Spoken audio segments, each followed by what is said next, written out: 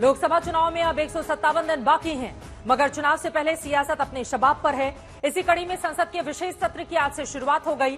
पहले दिन संसद के 75 साल के सफर पर पीएम मोदी समेत तमाम नेताओं की ओर से अपनी बात रखी गई। कल से संसद का कामकाज नए भवन में होगा और पुरानी इमारत ऐतिहासिक धरोहर बन जाएगी। नए संसद भवन में कार्रवाई शुरू होने से पहले ही विशेष सत्र को लेकर सियासत गर्मा गई है, क्योंकि विपक्ष आशंका जता रहा है कि सरकार ने सत्र के असल एजेंडे का खुलासा नहीं किया है और यही वजह है विशेष सत्र को लेकर सियासी सस्पेंस बना हुआ है। वार पलटवार का दौर भी दोनों ही तरफ से जारी है। यह रिपोर्ट देखिए।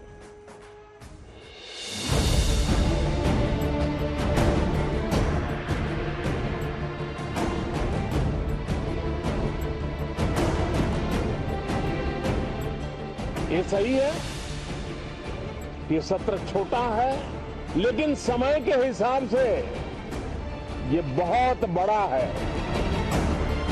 ऐतिहासिक निर्णयों का एक सत्र है। रोने धोने के लिए बहुत समय होता है, करते रहिए।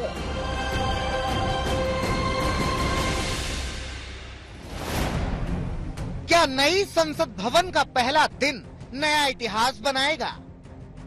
क्या फिर मोदी सरकार का कोई फैसला विपक्षी दलों को चौंकाएगा?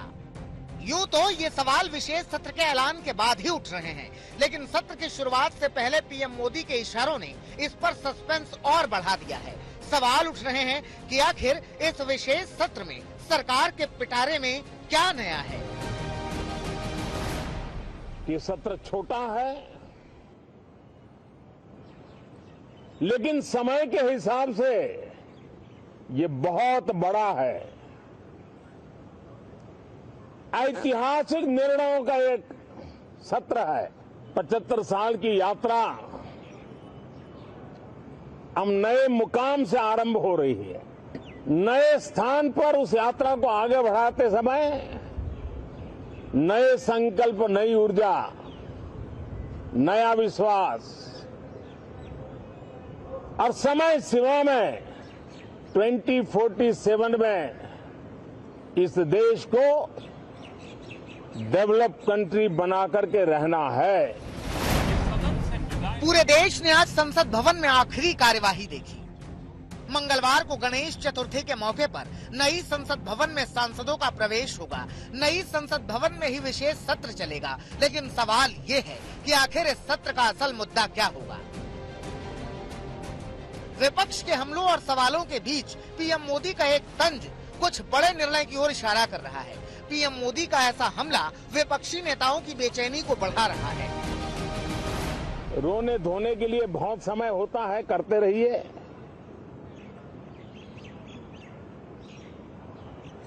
जीवन में कुछ पल ऐसे भी होते हैं जो उमंग से भर देते हैं, विश्वास से भर देते हैं। उत्तम से उत्तम अच्छाइयों को साथ लेकर के हम नए सदन में प्रवेश करेंगे और नए सदन में अच्छाइयों की मूल्य वृद्धि करने में कोई कमी नहीं रखेंगे। ये प्रण सभी सांसद हम लेकर के चले। अब भारत की विकास यात्रा में कोई विघ्न नहीं रहेगा।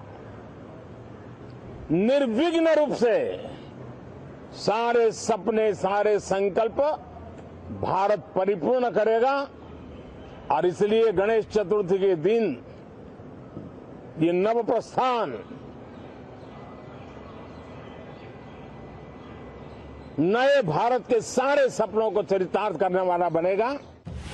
उधर संशय पर छिड़ी सियासत के बीच विपक्षी दल सरकार के किसी फैसले के इंतजार की बात कर रहे हैं। पीएम मोदी के हमले पर भी तीखा जवाब दे रहे हैं।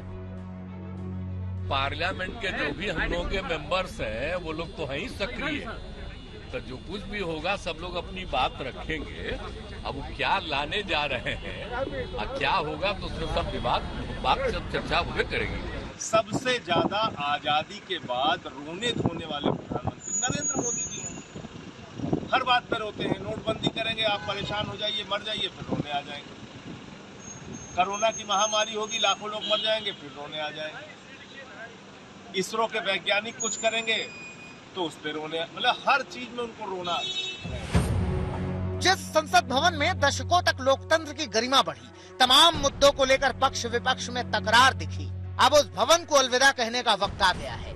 ऐसे मौके पर पीएम मोदी ने संसद की 75 साल की यात्रा को याद किया, संसद के जरिए देश की तमाम उपलब्धियों का जिक्र किया। आर्टिकल 370 ये सदन हमेशा हमेशा गर्व के साथ कहेगा कि सदन के कारण one nation one tax, one nation one tax, GST का निर्णय भी इसी सदन ने किया। One rank one pension, OROP, ये भी इसी सदन ने देखा। गरीबों के लिए 10% आरक्षण कोई विवाद के बिना पहली बार देश में करने में समय लगा। 4 सांसद वाली पार्टी सत्ता में होती थी और 100 सदस्य वाली पार्टी विपक्ष में बैठती थी। ये भी सामर्थ्य इस सदन के लोकतंत्र की ताकत का परिचय कराता है। और यही सदन है जिसमें एक वोट से अटल जी की सरकार गई थी और लोकतंत्र की गरिमा को बढ़ाया था। ये भी इसी सदन में होता है। हालांकि जब विरोधी दलों के बोलने का मौका आया तो उन्होंने इशारों में पीएम मोदी को निशाने पर लिया, नेहरू अटल का जिक्र कर हमला कर दिया। आज स्पेशल सेशन है, ये नॉर्मल सेशन है, क्या है किसी को पता नहीं। हमें बाहर से मीडिया वालों के हवाले से पता चलता कि स्पेशल सेशन है या नहीं। सर, जब मिडनाइट सेशन होते हैं, जैसे कि आजादी के दिन हुई थी 14-15 अगस्त, वैसा मिडनाइट उसमें चर्चा नहीं होते।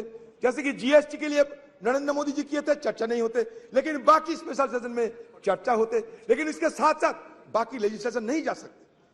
लेकिन यहाँ 8-9 सारे मुद्दे को आप शामिल किए हैं। पता नहीं इस तरीके की कैसे आप सदन को गरिमा को बरकरार रखेंगे।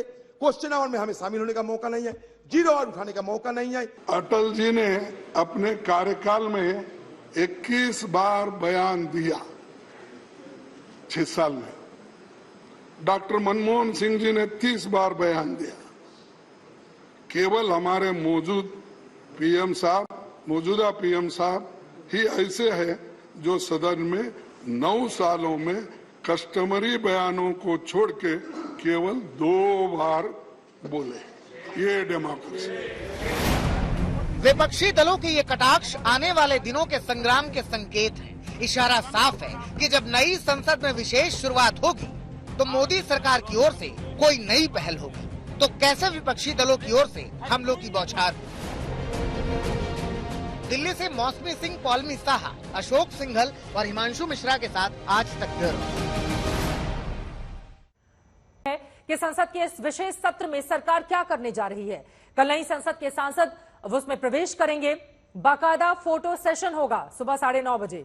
उसके बाद संसद की कार्रवाई होगी। मगर क्या विपक्ष जो आशंकाएं जता रहा है सरकार वैसा कुछ करेगी? क्या वन नेशन वन इलेक्शन पर भी सरकार कोई बिल ला सकती है, या फिर क्या सरकार समय से पहले चुनाव का ऐलान कर सकती है? जो भी हो, मगर विपक्ष की आशंकाएं बरकरार हैं और इस पर हंगामा जोरदार है।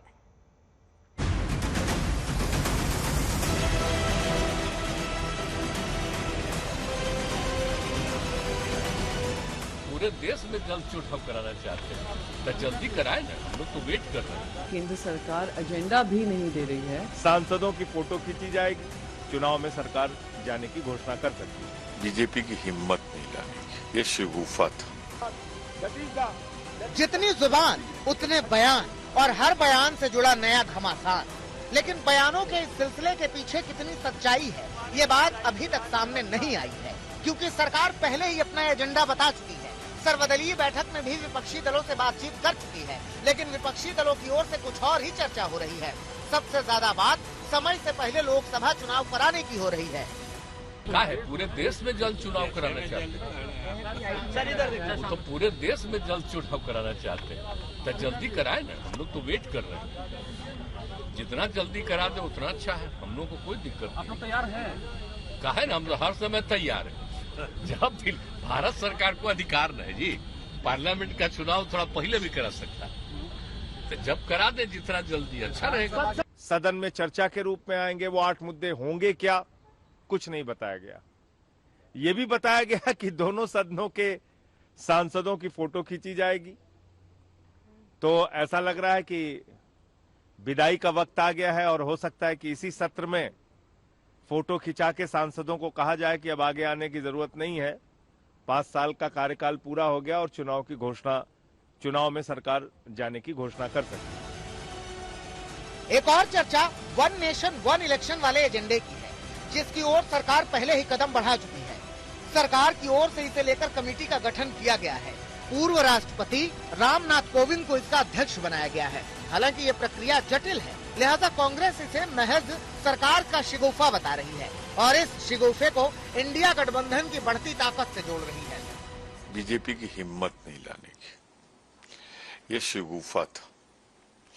बम्बई में होने वाले सर्वदलीय इंडिया की बैठक से ध्यान हटाने का।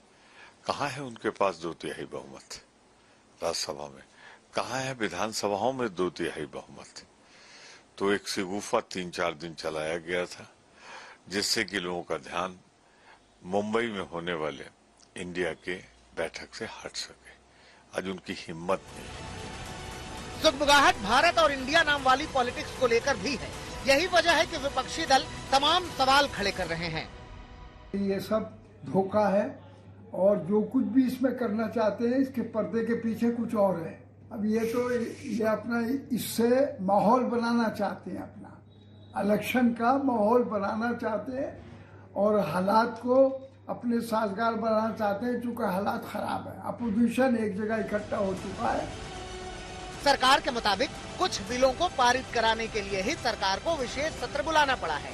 जिन लंबित बिलों की बात सरकार की ओर से कही गई है, उनमें पहला है अधिवक्ता संशोधन विधेयक 2023, जो मॉनसून सत्र के दौरान राज्यसभा में पारित हो चुका है। दूसरा है प्रेस एवं पत्र पत्रिका पंजीकरण विधेयक 2023, राज्यसभा से पारित होने के बाद ये बिल लोकसभा में पेंडिंग है। स्पेशल सेशन जो बुलाया गया है वो आनन फानन में बुलाया गया है, विदाउट एजेंडा बुलाया गया है और जिस तरीके से केंद्र सरकार एजेंडा भी नहीं दे रही है। आप जो वो 8 बिल देखेंगे जो चीफ इलेक्शन कमिश्नर को लेकर है, एक वही बिल महत्वपूर्ण है जिसका हम पुरजोर तरीके से विरोध करेंगे। बाकी आप कोई भी देख लीजिए, ये विंटर सेशन तक क्यों नहीं रुक सकता था। माना जा रहा है कि इस विशेष सत्र में सरकार कुछ सरप्राइज भी दे सकती है। कयास इसलिए क्योंकि बीजेपी ने सभी सांसदों को 5 दिन सेशन में मौजूद रहने को कहा है और सरकार के रुख ने सत्र शुरू होने के साथ सियासी खींचतान को बढ़ा दिया है। दिल्ली से मौसमी सिंह, पॉलमी साहा, अशोक सिंघल और हिमांशु मिश्रा के साथ आज तक ब्यूरो।